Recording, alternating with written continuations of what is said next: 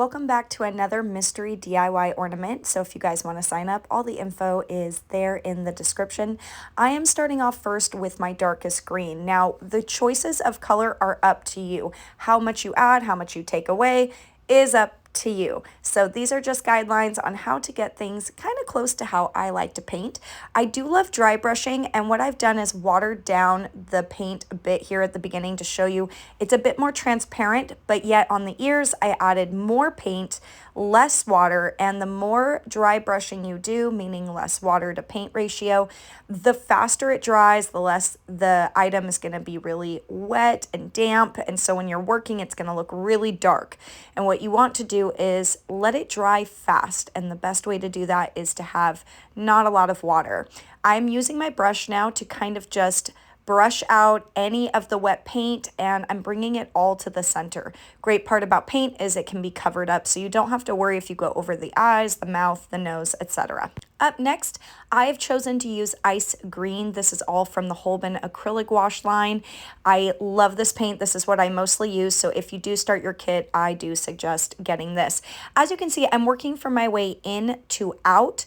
This is going to allow the natural shading of the dark tone at the bottom, so we're working dark to light. You're going to hear that a lot when I do my workshops. Now we're going to be adding a little bit of a light green, and this is just going to warm it up. It's almost like a seafoam green. It's really pretty. How much and how little you add to this is all up to you. Just remember, don't stay in one spot for too long. You'll see why in a little bit. We're adding a very light mint green into this mix. Now I'm marrying all my colors, which means I'm working gradually up the scale of colors. I don't just go from dark to light. I just add a little bit lighter, a little bit lighter. This is called dry brushing. Again, it means less water. You want mostly just paint. It's going to feel a little sticky. It's not going to be super, super soft and easy to move. And that way you can do what I'm doing right here, which is stippling. And that's just pouncing it up and down. And then once I'm done with that, I kind of add a little bit more because I'm realizing, okay, I want it to be even lighter at the top where the light would be hitting maybe the top of the head, the top of the toes, the top of the ears. Also make sure that your ears are opposite. There have been plenty of times where I forget to flip them opposite because they need to go on each side of the head. How many times I decide to do this is up to me. You get to choose if you only want to go over it with dark greens. Maybe you want to add a little bit more light. Maybe you want to go more lime green. Just take the time to figure out what works best for you. Now I'm going to take the most opaque version of this coral salmon color, and I'm just going to run it through the inside of the ear. This way I'll be left with just a little bit on my brush. So again, no water was added to this. I'm just going straight with the darkest tone, adding it to the inside of the ears, and then as it dries up and it barely is left on my brush, I'm going to add a little bit to the bottom of the feet, barely pull with one of my Deerfoot brushes through Princeton. Basically, this brush is just like a little mop brush, and I'm just pouncing again, doing the stippling effect for the cheeks. Up next, I'm using my light pink, and I'm going to kind of just mix it into the brush that already has the color on it. Once I pull, it's going to add this beautiful texture. I am all about texture. This is very much inspired by a Mary Blair kind of feel, and I'm also adding a little bit of that highlight to the cheeks. So I didn't clean my brush in between. I just kind of added a little bit of a light tone to it, mixed it into it, again, marrying it, meaning I'm just mixing them together to create a middle ground before adding that light color all by itself. Now remember, I talked to you about not using too much water. If you see those little tiny pieces, that's called pilling. And what happens is you're breaking up the little texture that's on your ornament because it's like a paper, and it's starting to just basically peel it back. You don't want that. So you want to make sure you're really careful and not staying in one spot for too long. I'm now using brown, and in my darkest browns, I'm going to start adding the shadow. So I'm going under the collar. If you know your little baby Grogu, you know how that looks. Right under the collar, under the arms, and then I line up the little heart shape that's going to go on top and kind of find where that would cast a shadow. From there, I'm going to begin, I know, you're going to get used to it, marrying these colors. So I take the next color I want and I start to kind of blend it into the brown a little bit. That way it doesn't just go from dark brown to a yellow ochre. So my choice was to go dark brown, raw sienna, yellow ochre, and then I'll mix in a little bit of a brighter color, which I'm about to tell you, and then I add a little bit of burnt sienna to add kind of a reddish brown tone. How light you make this, again, completely up to you. And then from there, I take like a beige, or in this case, a very light pink, just so I didn't have to bring out too many colors. And I'll start to, again, marry all the colors, and you'll see me kind of splash around a little bit of the lightest tone. And then you can take a dry brush, something you haven't used, and kind of pounce it and work it into it so it looks like a little fabric. From there, we go to burnt sienna, which is like a reddish brown, but very little so it doesn't look too red. I still want it in the very kind of beige tan tones. So I'm going to let you watch here, and a reminder right now, if you haven't turned on some music or a video in the background, make sure you do that so you're not just listening to nothing.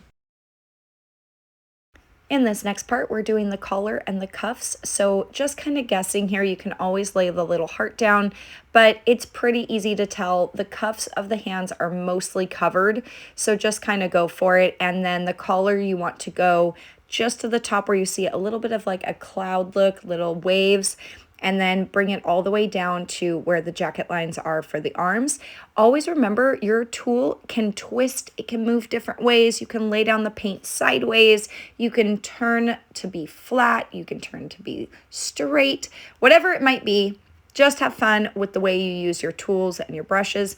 That way you get different textures. Now we're noticing that a little bit of it went over the top onto the green, or you want to add more of a highlight to show the line work. So I'm going in and taking that super light pink, which really does serve a very beige look, and I'm going to the top of the cuffs and the top of the collar just to really bring that highlight out.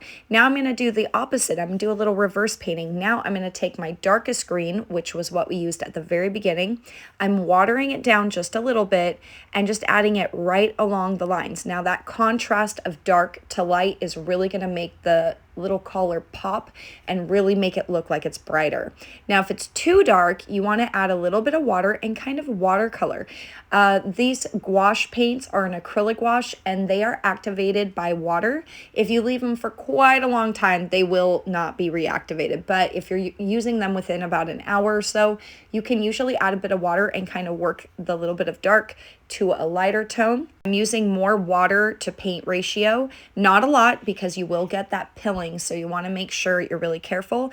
Now you can just experiment and decide if you want to add a little bit more of a bright green, maybe you want more of a minty, maybe you want more of a spearmint look, and that's just going to be something you have to decide for yourself. I can't teach you that. That's something you just have to add colors and take colors away to decide what you like. And if you mess up, guess what? It's paint, it's forgiving. Let it dry and go over it again later.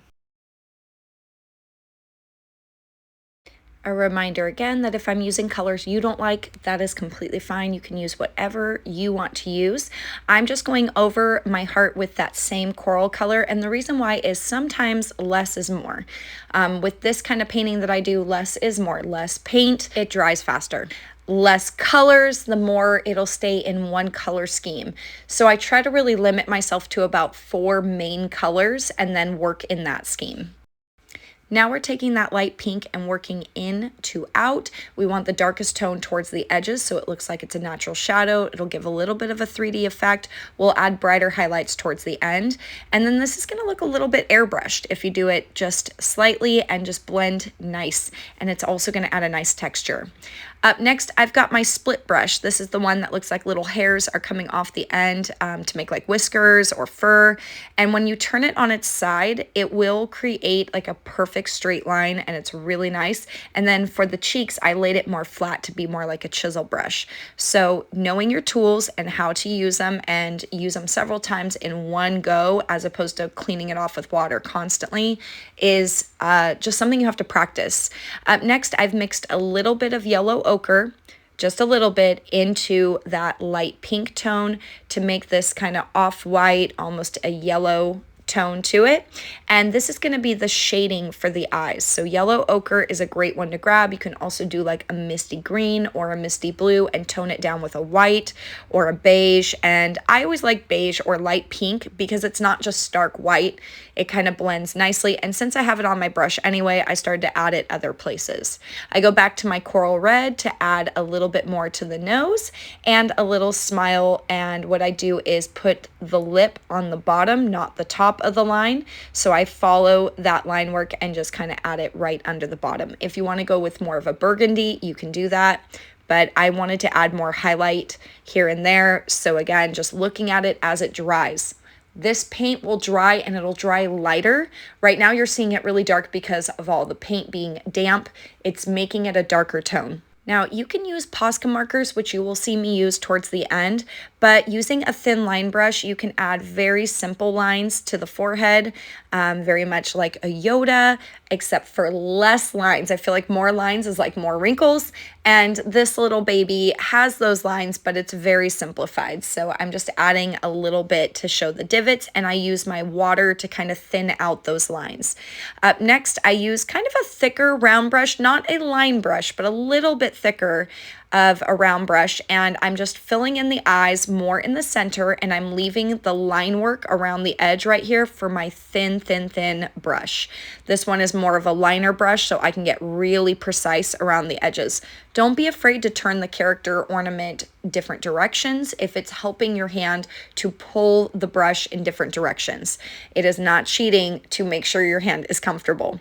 Up next, we're going to talk about some line work. So I'm going to show you right here how to kind of get better lines. If you pull your brush outward, you're going to get a thin to thick line or thick to thin line.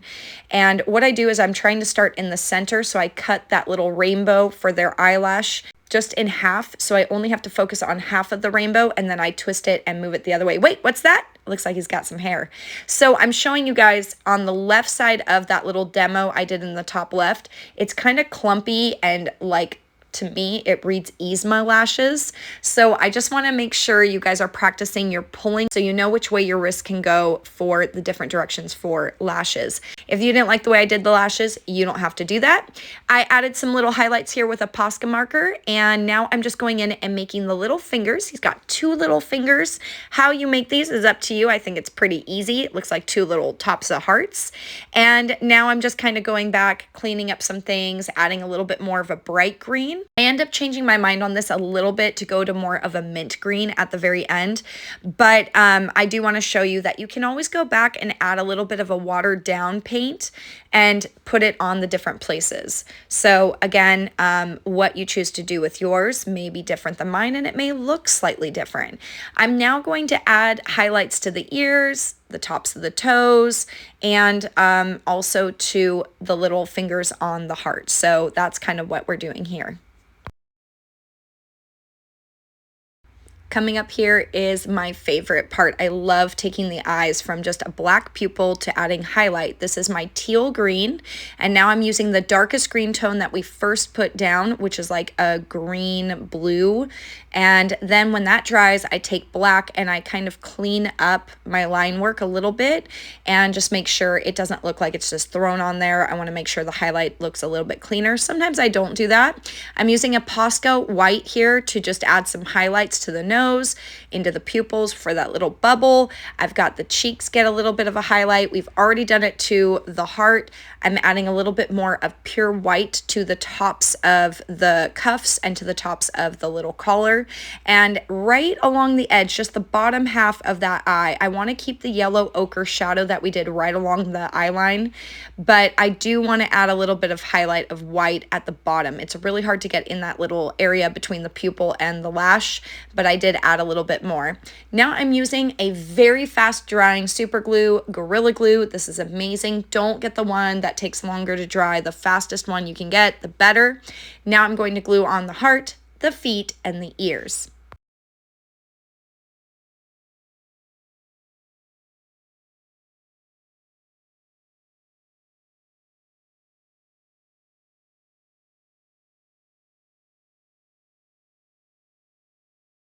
Now that it's been drying for a little bit, I start to realize, wow, this is really bright green. I want to add more of a mint tone to it. So I'm going to go back and add this, and I'm going to show you the way it looks at the end.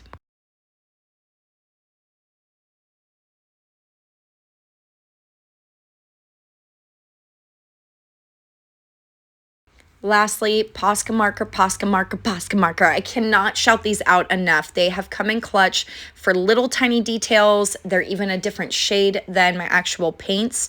So I love these. I will go back and totally touch up things that I can't really get with the brush. Maybe I'm really shaky that day. Sorry, too much coffee.